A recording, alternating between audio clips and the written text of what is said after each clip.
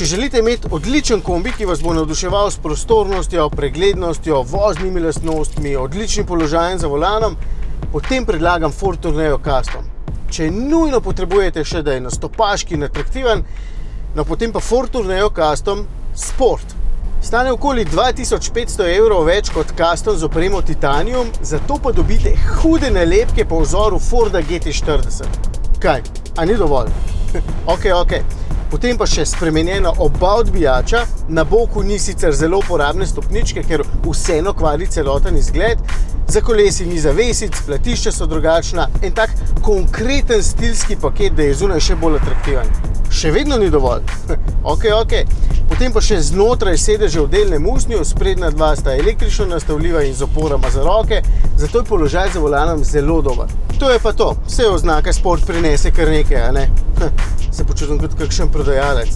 No, pa očitno zelo osnoven zaslon tukaj le vmes, če ne boste doplačali za boljšega, ker hecno izgleda.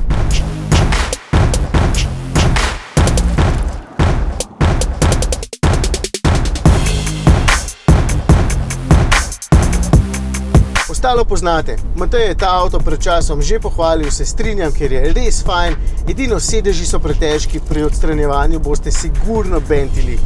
Tale ima še 125 kW motor, ampak vidim, da so ga očitno že malce sfrizirali, ker ima v cenikih ta avto s tem motorjem že 136 kW. A ja, okrog 43 jurjev je tole, kar vidite, ta je ta podaljšan, torej L2.